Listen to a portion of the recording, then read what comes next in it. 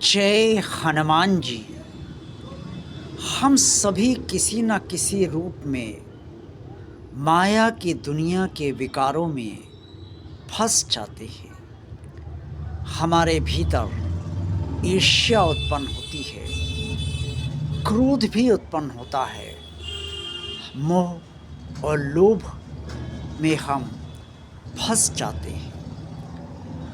हम अक्सर इस बुरी भावना से ग्रस्त हो जाते हैं कि हम जितने अच्छे हैं उतना अच्छा कोई नहीं और हमसे बड़ा कोई नहीं। इस कारण हम अन्य लोगों को नीची दृष्टि से देखने लगते हैं। ये सब ईश्वरीय माया का प्रकोप है। जब भी ऐसी भावना, जिसे भावना नहीं मानना चाहिए, दुर्भावना मानना चाहिए, हमारे भीतर उत्पन्न हो, तो हमें घबराना नहीं चाहिए और अपने भगवान से निरंतर ये प्रार्थना करते रहना चाहिए कि हे भगवान, मुझ में ये जो विकार उत्पन्न हो रहे हैं ये उत्पन्न ना हो और इनका समाधान आपकी कृपा से होना आरंभ हो जाए।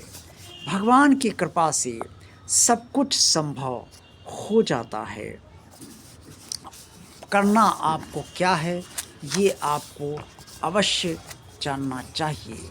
आप भगवान की जितनी भी पूजा करते हैं उसमें आप थोड़ा-सा समय और बढ़ा दीजिए और कोशिश कीजिए कि भगवान का जाप आप निरंतर करते रहें। ना निरंतर कर पाएँ तो ज़्यादा से ज़्यादा जाप आप अवश्य करें। जब भी कोई बुरे विचार आपके भीतर प्रवेश करे तो आप भगवान का ध्यान करें और भगवान ये महसूस करें कि भगवान आपके साथ हैं। जब आपके भीतर कोई बुरे विचार उत्पन्न हो तो उस समय आप जो भी मंत्रोच्चार, अगर मंत्र आप जाप करते हैं तो मंत्रोच्चार करते हैं, उस मंत्रोच्चार का पुनः स्मरण करें और या अंदर ही अंदर मंत्र जाप करने लगें या नाम जप अगर आप करते हैं तो नाम जप का सहारा लें। जब भी आपको ये याद आए कि आपका किसी ने अपमान किया है, आपको किसी ने बहुत कष्ट दिया है और आपको हृदय विदारक कष्ट दिया है, तो उस समय जो भी दुर्भावना आपके भीतर उत्पन्न हो, उसको शांत करने के लिए आप अपने प्रभु से प्रार्थना कीजिए। याद रखिए, ईश्वर की माया त्रिगुणात्मक है, सतोगुणी, रजोगुणी है और तमोगुणी है। इसलिए ये माया सब प्रकार के विकारों से भी भरी हुई है और माया में हम जितना ज़्यादा रहते हैं उतना ही माया से जितना वशीभूत होते हैं और माया में जितना फंसते हैं उतना ही माया के विकार भी हमारे अंदर उत्पन्न होते हैं। आप इस बात का हमेशा ध्यान रखें कि आपके मन को शांत रहना चाहिए।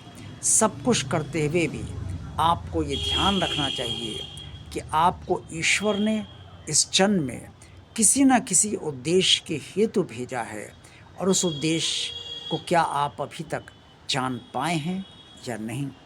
अगर आपको लगता है कि आप अपने उद्देश्य को नहीं जान पाए हैं तो आप किसी ऐसे विद्वान की शरण लीजिए जो आपको आपका उद्देश्य समझा सके।